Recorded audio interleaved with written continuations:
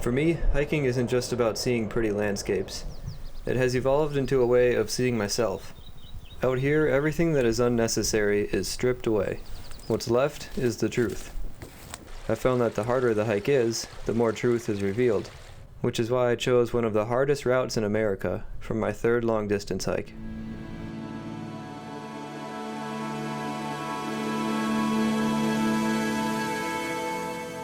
I'm Mike Coronella. I am the co-founder or co-creator of the Hayduke Trail.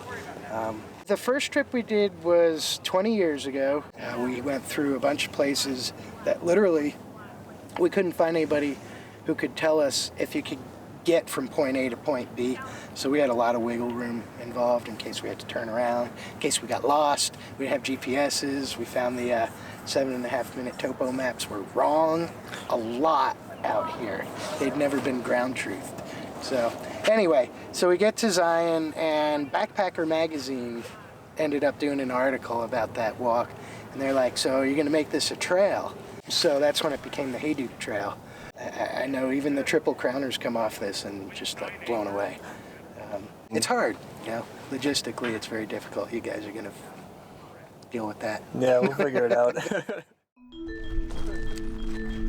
All right, day one and mile one on our trek across the Colorado Plateau, 800 miles on the Hayduke Trail. My friends and I got dropped off at the edge of Arches National Park, where the Hayduke Trail begins. This desert terrain was totally new to us, and we didn't quite know what we were getting ourselves into. I'm starting with 4 other friends. Behind me is Travis. Yo, yo. Hi, Travis. Then Sarah. Did I find and that Ashley. one technically? These 3 are just hiking through Arches with us. But then after that, I'm continuing on with the infamous Fitty Shrimp. We've got a history together from the PNT. Hi. And a little bit from Uper Tours. Uper Tours, episode 4, the Fitty Shrimp episode. Check it out. He thinks it's the best one. On these long distance trails, a person begins to live a different life. To reinforce this, thru hikers often give each other trail names, based off of a personality trait or something that happened on the trail.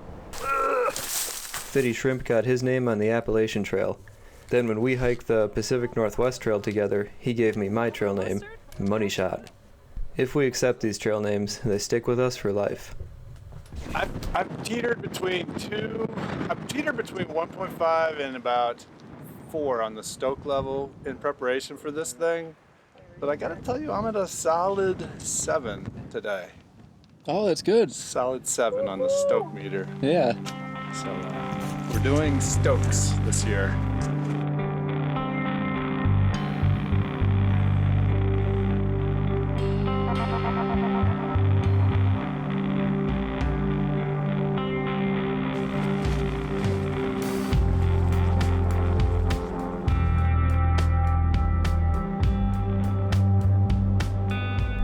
There are no trail markers on the Hayduke. There isn't even a trail most of the time. All we have are topographical maps, a GPS, and a guidebook to navigate. Almost immediately, we ran into some problems. We were supposed to camp down here last night, couldn't find a way down, and we actually found a decent spot in that wash to camp. Wasn't I bad. would say that the stoke level was a little bit lower last night. Yeah. And this morning, Definitely I woke up up from last night. and the sun was Yeah. the sun was shining. That brought the stoke level up a little bit. And that might be the entrance. And I think we found the only possible way down into this canyon. Stoke level restored. I think the best way is to go down there a little bit, and there's that rock right there. And then we'll just mosey our way straight down, I think. Oh, Jesus. We're just moseying, it's no big deal. It's just a walk in the park, come on. Yeah, baby! I've got a fear of heights. It's bad. And that was not one of my favorite things ever that I've done. I don't know why I'd hike, because inevitably I'm gonna run into this. Yeah. Hi, I'm Fitty Shrimp, and this is Hiker Hints. When your water bag springs a leak, and it will, don't throw it away. just cut the top of it off and use it as a scoopy tool. I'm Mr. Scoopy Tool.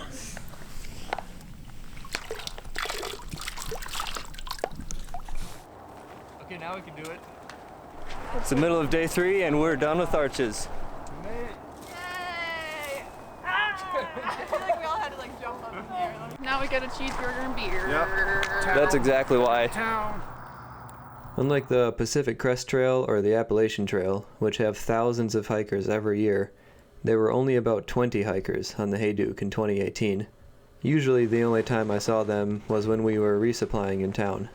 We all come from a variety of backgrounds, but we all seem to be out here for similar reasons.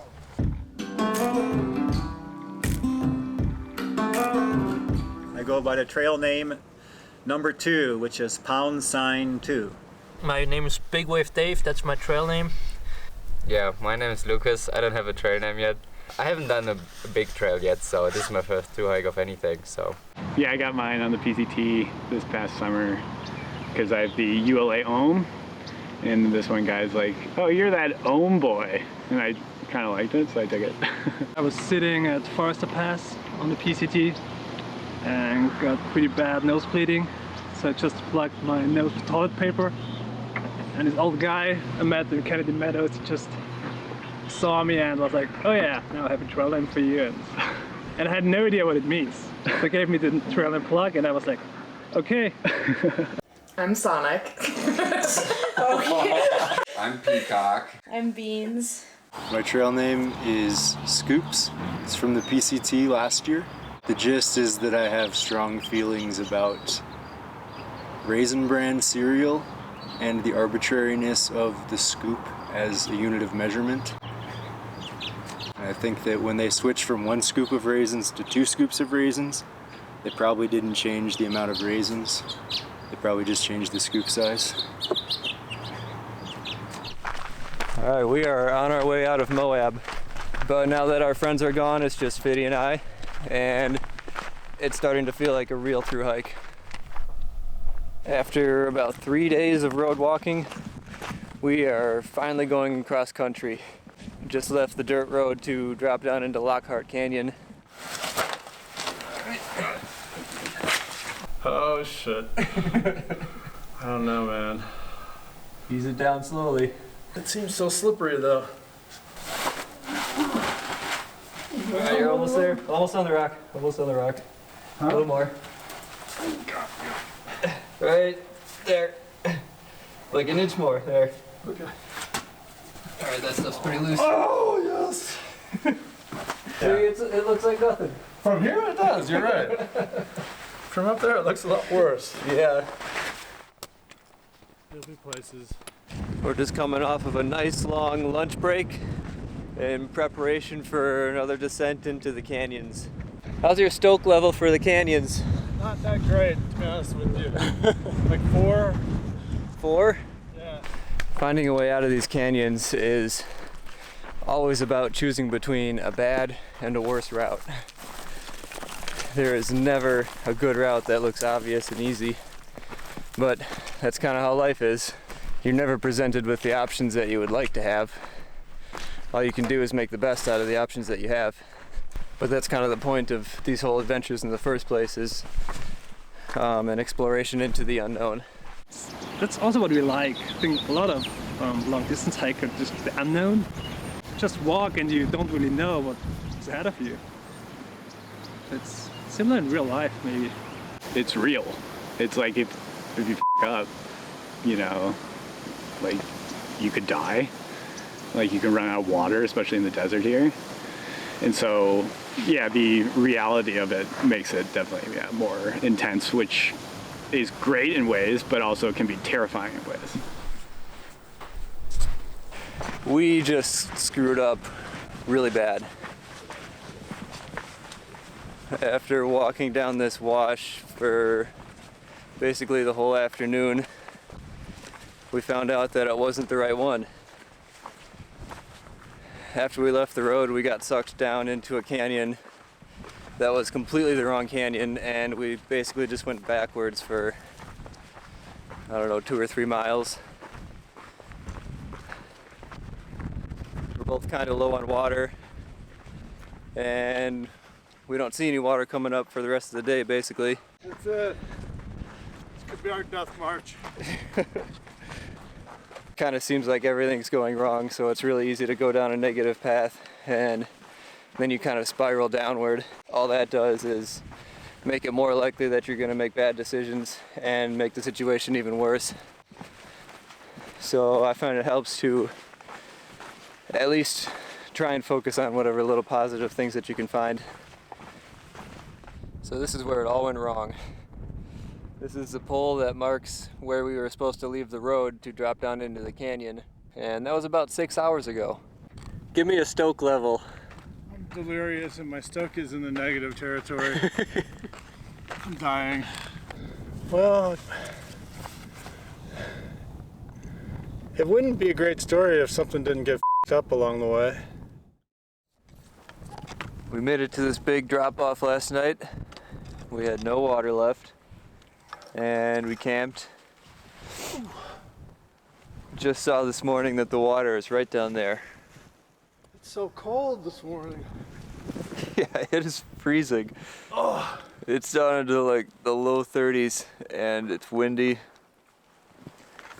and we're very thirsty. Oh. All right, let's do it. I don't like it. Just a couple ledge drops, and then we get to drink water. You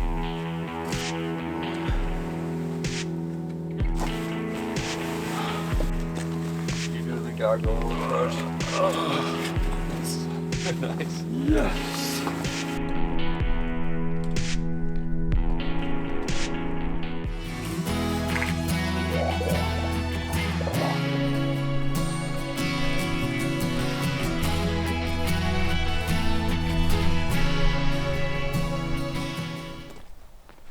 Just have about 4 miles till we get to the Needles outpost, and that'll be our next resupply point. It's not quite a town stop. All they have is like a restaurant and a little store and maybe some campsites, but that's all we really need. Okay, well, here's the situation. Anybody who watches my blooper reel is going to know that I'm just not comfortable with a lot of these descents and ascents. When we screwed up a couple of days ago and went down the wrong canyon, it really made me realize that when we're out here in these elements, even the smallest mistake can be magnified 100 times. And it made me see how people can really get into a bad, dangerous situation. Chelsea, the young lady who works here, has graciously offered to take me back to Moab. The biggest lesson that I take away is if we're doing something that is not fun, then there's no point in doing it. Go do something that's fun. Well, just like that, I'm on my own now. To be honest, I wouldn't like to hike it alone. If you hike alone, just to know that if something happens, maybe you just lie there for days. One of the things I like the best about the Hayduke is I feel like I'm in the wilderness sometimes, and you're on your own, and if you screw up, you screw up, but no one's there. And it's hard to find. So unless anybody, for some whatever reason, actually watches this, and like, don't come do it, because the best part is that you're not out here. Section 3 was going to be my first experience alone on the Hayduke, and it wasn't going to be a soft introduction. Over 100 miles until Hanksville, with long water carries and some really tricky climbs. I was definitely nervous, but I was even more excited. Out here there is plenty of time and no distractions. The only thing you have to keep you company is your own thoughts. And that's something that has become increasingly hard to find in regular life. A lot of people use distractions to keep from thinking about those negative thoughts in the back of their mind.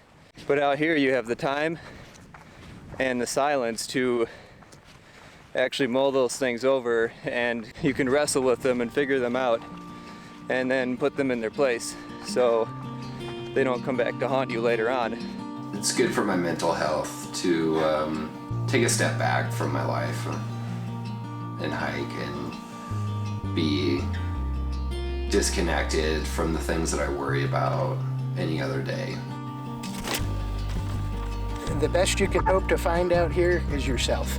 And I really believe that that's a gift that I've been given with these walks, was I got to figure out what I was about. Because I really was out for a cathartic experience. I just poured my last liter of water into my water bottles. Even the water sources that are marked on our maps are almost always questionable. So you never know exactly when you're going to find water, which means that you have to carry enough to get you to the next 2 or 3 sources. And that's a lot of weight.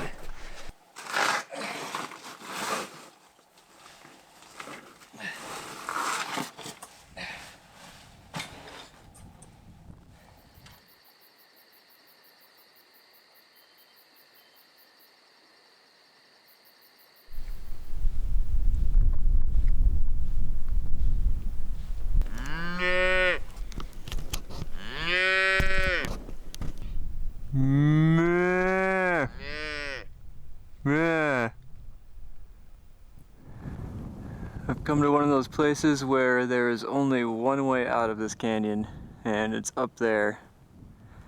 It didn't look doable to me at first, but they said there's some sort of chimney climb. I'm guessing it's right about there.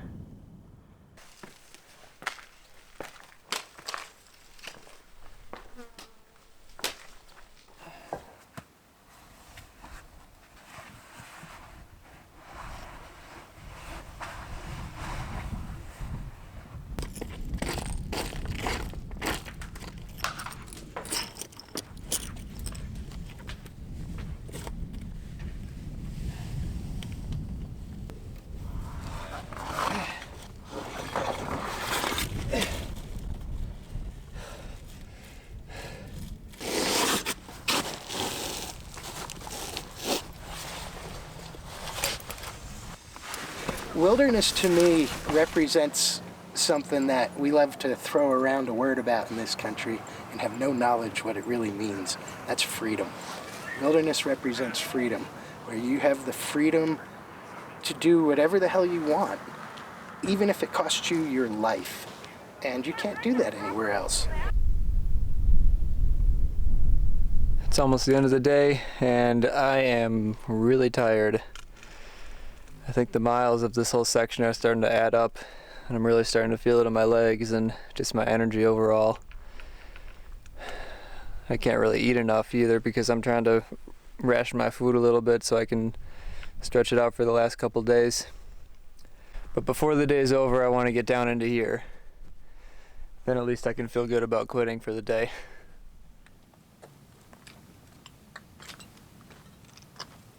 All right. Solid ground. It's dinner time. For dinner tonight we have half a ramen packet,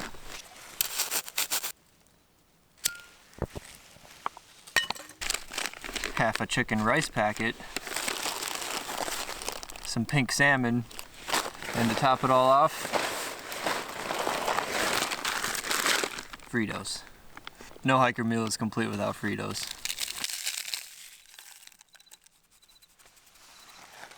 Well, it's day number 8 on this section already. This terrain is just so new to me, and there has been so much effort in trying to adapt to it. I'm just physically and mentally pretty exhausted. You should never forget that it's just really hard work. It's just one footstep at a time. It's slow. You got to enjoy the moment. You got to keep your mind occupied, and your body has to be willing. Each section seems to have a unique set of challenges, and this one presented relentless winds and bad water. Oh, and a rude awakening from a turkey.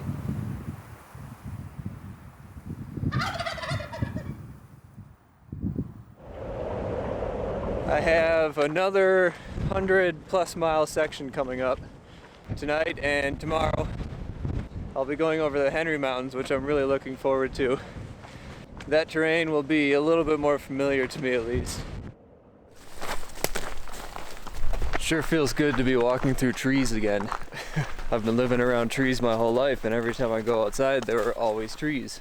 It's that familiarity that kind of brings us comfort in life, but it can also be kind of a trap, because when you're constantly living in familiarity, you're never experiencing anything new. So it's a conscious effort that we have to make to get ourselves outside of familiarity.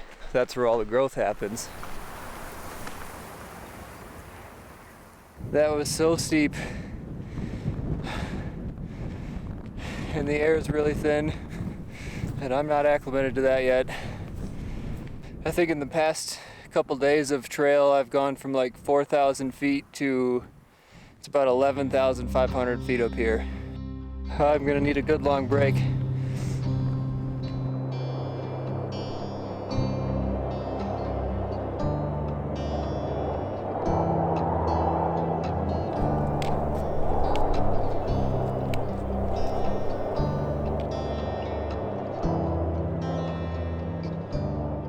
Well, my stoke level is pretty low right now.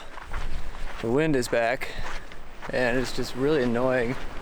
I'm running low on water, and the water that I do have is pretty bad. It's really alkaleic. I'm pretty sunburnt, so with all those factors combined, I'm not really having a great time right now. But that's just how it goes. There are ups and downs on these trails, and this is just kind of a down.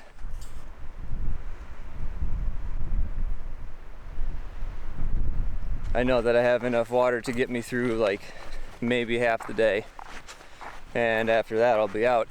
I can tell I'm really thirsty now because that little bit of crappy alkaline water that I've left is starting to taste pretty good. I've entered something like a famine mindset now that all I want to do is find water. But it's important to remember to still make rational decisions in this sort of a mindset.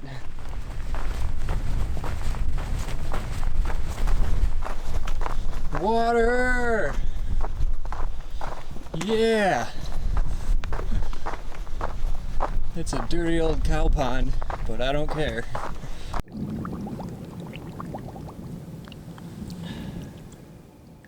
I feel like a different person now. And this water actually tastes really good, believe it or not.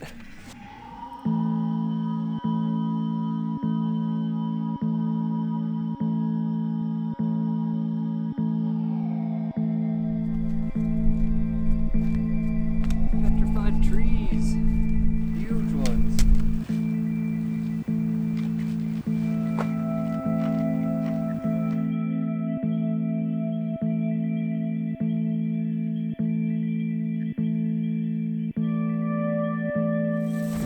And just like that, I'm in town again. Escalante. Been a lot of ups and downs in this section, but overall, especially the past few days, have been pretty good. So I'm looking forward to what's next, but first of all, I'm looking forward to a good break.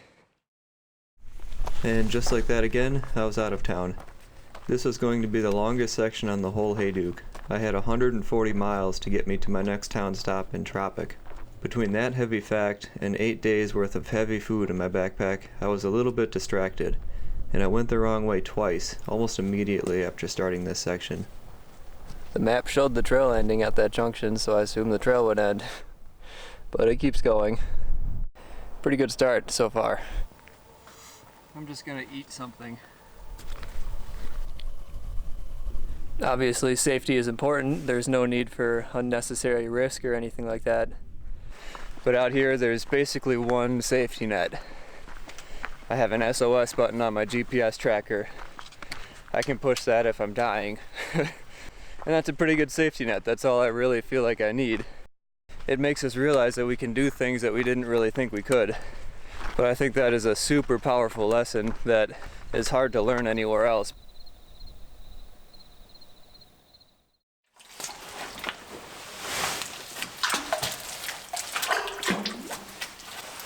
This is gonna be one of those things that if I do it, I can't do it 3 times.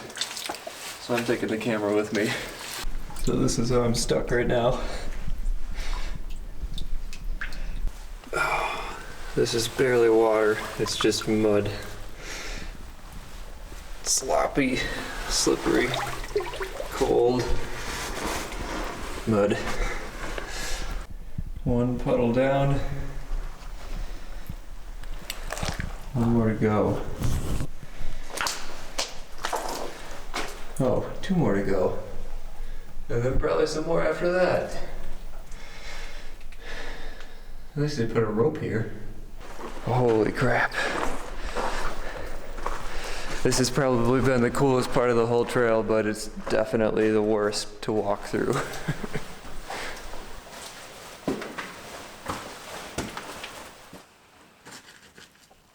Well, this lot is starting to get smaller. Looks like I'm reaching about the end of it, and I am looking for a way out.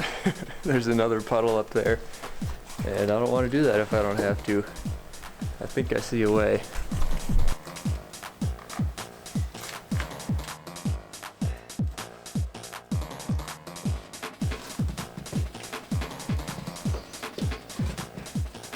I met up with number 2 in Tropic, and we were stuck there for 5 days because it was snowing in BRYCE Canyon. We had our trail legs by now, and they were itching to keep moving. By the time the weather cleared, the walking was effortless.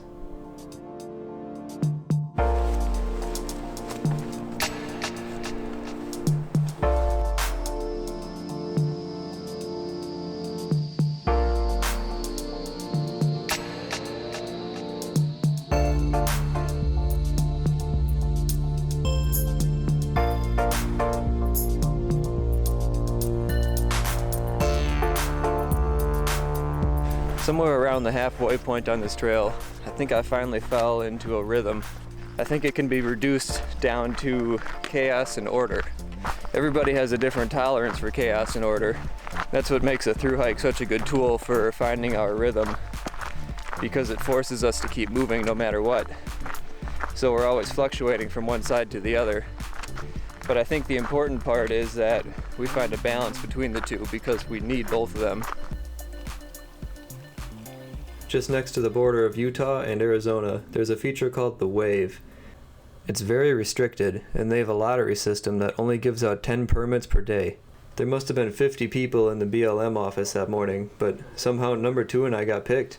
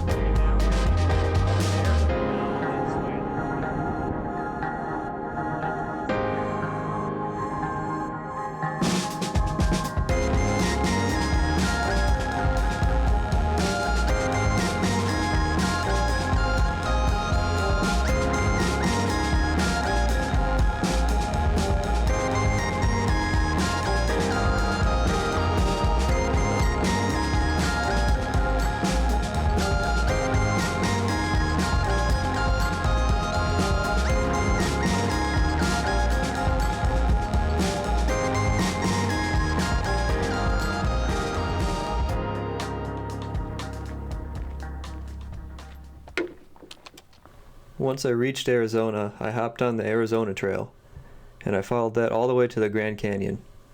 The Arizona Trail is much more established than the Hayduke, and it felt like a real luxury to be walking on a trail all day. Wow. We're kind of sold an illusion that if we do everything right, suffering can just be eradicated from life. But out here in the wilderness, it's a completely different philosophy, because I found that suffering is just impossible to get rid of. But that's not really the point. The point is that we find things to do that make the suffering worthwhile. The ups make the downs worth it. And if you don't have any downs, then there are no ups. You're just walking on flat ground the whole time, which is what I'm doing right now. I've been road walking for about 7 miles. The whole time it hasn't really been horrible, but at the same time it's been pretty boring. This very flat and plain road is taking me to the Grand Canyon. And obviously there's going to be a lot of extremes there. That's the part I'm looking forward to. I came out of the Grand Canyon the first time with with kind of two ideas about what that was about. And one was, the Grand Canyon wants you dead. And it's your job not to become so. I know I came out of the Grand Canyon, and we did have some rough adventures in there. But with the idea that what's really important in the world is just some food and some water and a hug from somebody you care about. And everything else is a bonus. And you keep that in context, it's pretty easy to be happy. This is our first taste of the Grand Canyon. I know, it's like, how the f are we getting down there?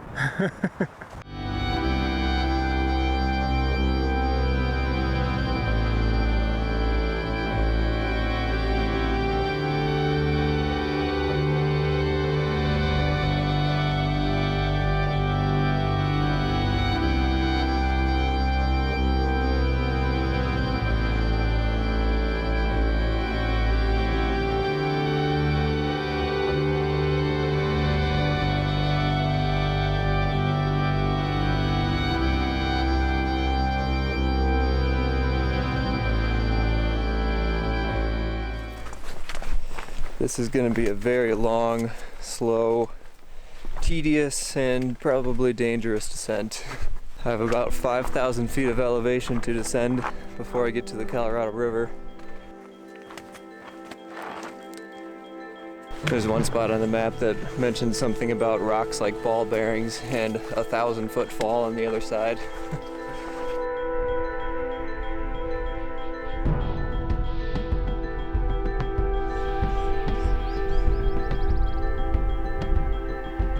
I could just feel the temperature increasing as we descended. It started out being about 50 degrees up on top. It's about 95 now. That's the Colorado River. It looks nice and cold. There's a whole bunch of rafters down there, which is a good sign because tomorrow we're going to be relying on them to ferry us across the Colorado River.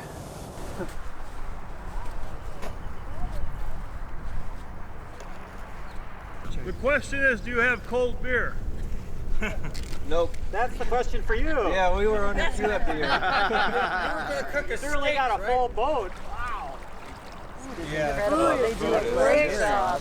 I mean, I've heard pork chops and steak and corn. It was spaghetti, but it was homemade.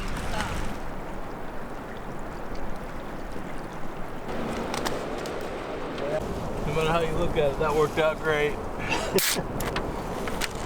We got a ride across the Colorado River and free beer. All it takes is a tiny little patch of shade, but it makes a pretty good break spot. I found that life is a lot like hiking. It's just way more complicated, and our problems have been abstracted into things that are kind of hard to break down. But out here things are simple. Our resources are so limited that when problems arise, we're forced to confront them right away. The consequences are much more immediate. A lot of the time that really sucks, but it's a much quicker process, and then the problems are solved. Wilderness can teach you that you can be very self-sufficient and relying on yourself, and can make you feel, yeah, more empowered in other aspects of life. The south rim of the Grand Canyon is where all the crowds are at. I could tell I was getting closer because the trails were getting nicer and the people were starting to smell good. I could smell their deodorant or shampoo from 50 feet away sometime. After reaching the top, I still had 2 more trips in and out of the Grand Canyon ahead.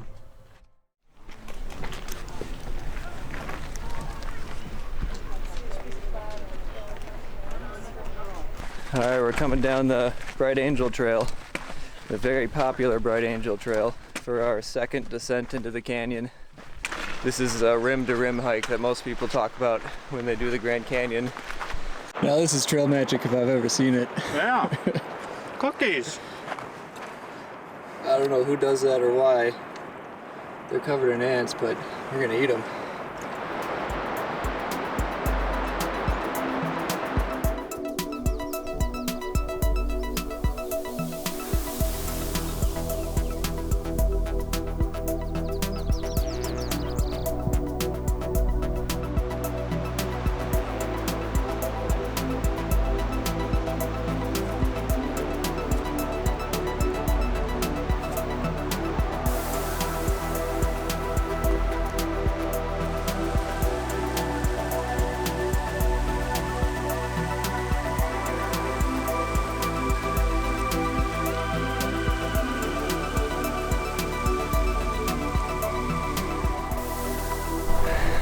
made it to the top. I'm at the north rim now for this third and last descent into the canyon. It's definitely going to be the roughest of the three, but I don't have to deal with that till tomorrow, so I'm not going to worry about that yet. So 2 nights ago when we were in the Grand Canyon, it was about 80 degrees all night. Last night, now that we're up on top, it's 18 degrees this morning. Yeah, I wasn't expecting below freezing tonight. Me neither. I'll shuffle on off and try to keep warm. Yeah, I'm gonna be slow to get moving. Okay, see you later. Alright, see ya.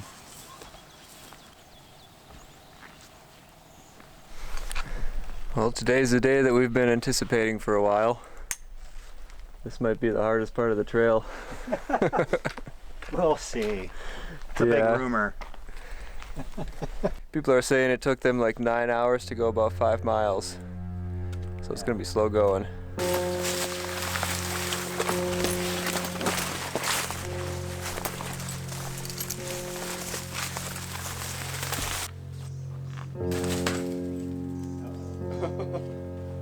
One down.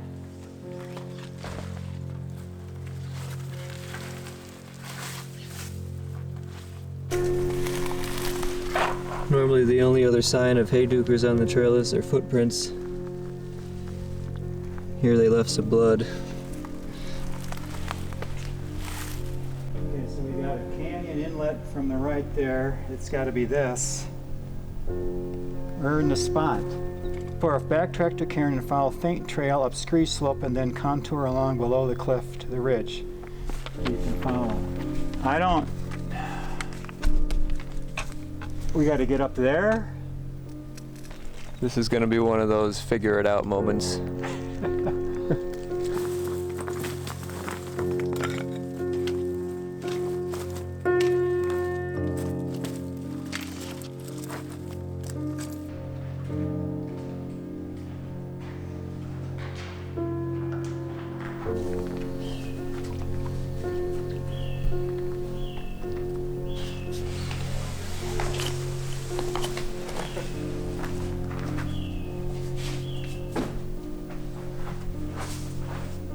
Just came down that one,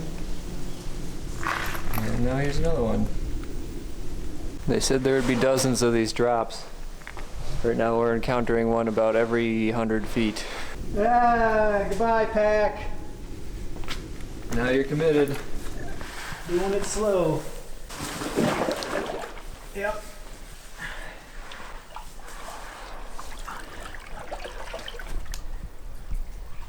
Well, when you're in it,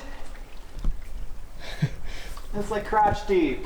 Okay, it's not terrible. Woo! We're gonna slide into a little puddle, and then it's the big drop. Okay. Well, I'm not going down as fast as I thought I would be. Yeah, it's a pretty controlled slide, it looks like. Yeah. Except for here. I'm going for the pack on method.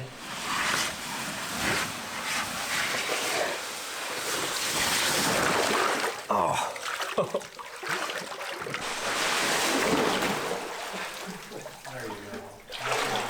Yeah, that's kind of fun. It's kind of funny how your imagination can really blow things out of proportion when you think about things for a long time. Number 2 and I had been talking about those plunge pools for weeks. Then when we got to them, it really wasn't that big of a deal, and they were pretty fun.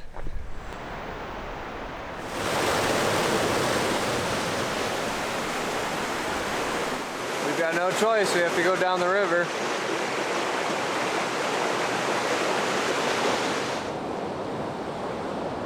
I think today's the hottest day so far on the trail.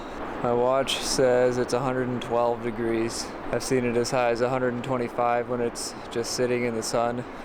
Even though I have sunscreen on, it actually feels like the air is burning my skin. I've got another maybe 5 miles of this stupid boulder hopping, which is really slow, tedious work, but it's also pretty dangerous and not a good idea to do if you're stressed out. All it takes is one slip and that could be a broken ankle. I took my break, jumped in the river a bunch of times, got back down to baseline, and now I'm feeling comfortable again. So I can take my time through this boulder field and hopefully not break a leg.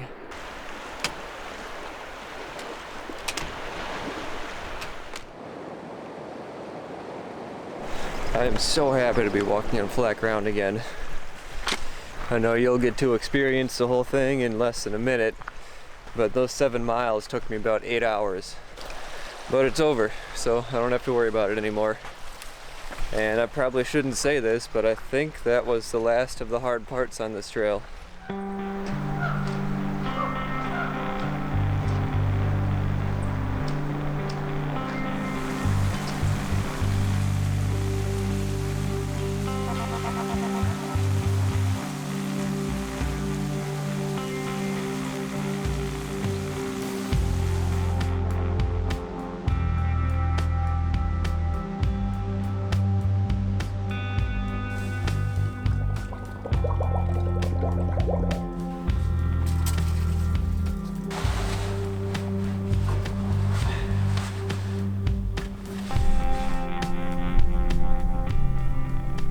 And so begins another long, hot, and dry road section.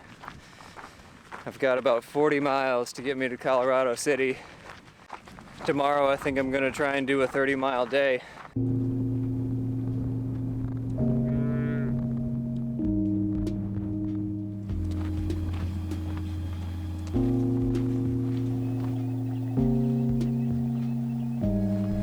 Well, I did it.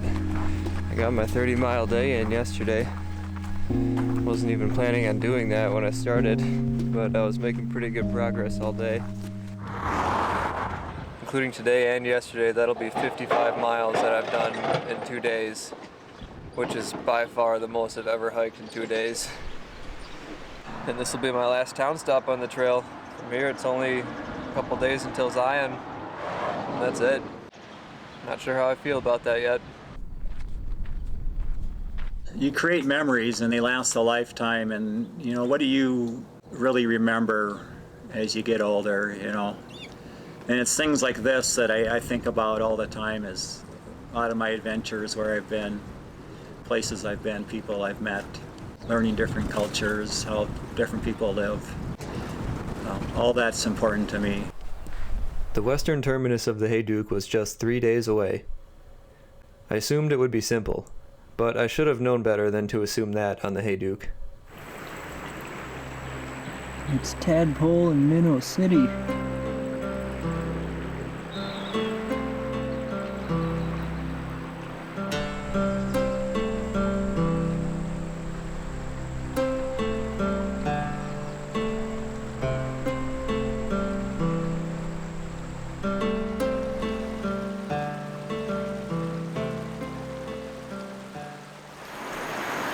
Alright, apparently this is my route out of the Virgin River. They call this Fat Man's Misery. I think it's going to be pretty narrow up in here. I'm really hoping these pools don't get much deeper. Oh, they're already pretty deep. I'm going to have to take my pack off and hold it above my head. I have not had to do that on this whole trail so far. Well, this is not how I planned on spending my last night on the trail. I am feeling pretty defeated right now. Hopefully I still can finish tomorrow, but I've got about 15 more miles and I have no idea how long it's going to take to get out of this canyon. I'm going to have to find my own way out because the Fat Man's Misery route did not work. The pools were just too deep. It was over my head at one point. I'll just have to figure it out. That's how this whole trail has been. I can do it tomorrow.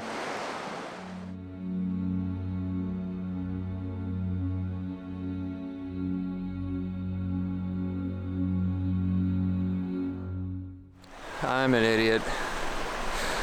I'm pretty sure the slot that I was trying to go up last night was not Fat Man's Misery,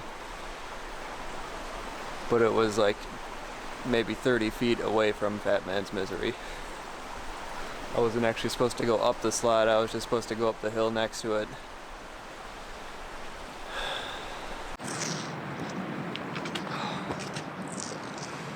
Oh my god. I'm so glad to be out of this canyon. That was stupid. That was so stupid. Need to have a Snickers bar or something to celebrate.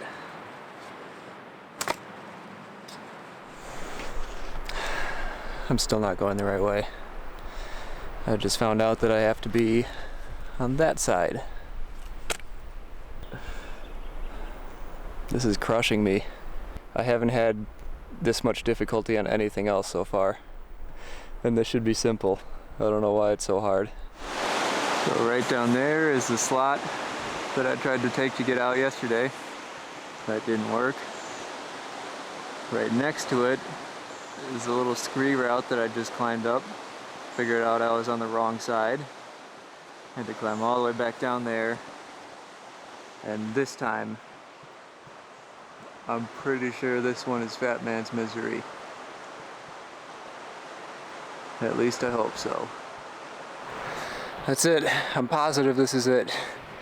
There's footprints everywhere up here. I even recognize some of them. I'm on the right side of the canyon, and I'm up here. Too bad I already ate my victory Snickers. That's alright, I'm just gonna keep going. This wasted so much time. I could have been probably 10 miles ahead on the trail by now. I think it's about 12 more miles. That's all I have left of the Hayduke.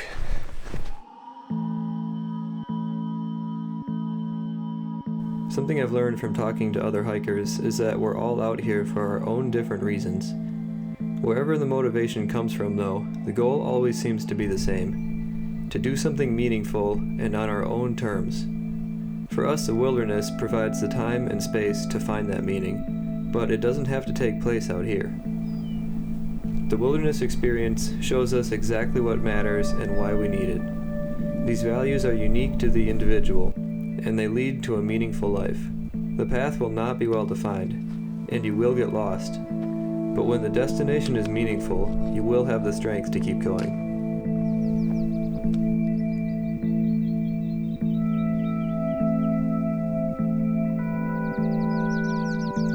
I think that's it. The Weeping Rock. Not the most impressive thing to see on the finish, but I guess it's more about what it symbolizes than how it looks.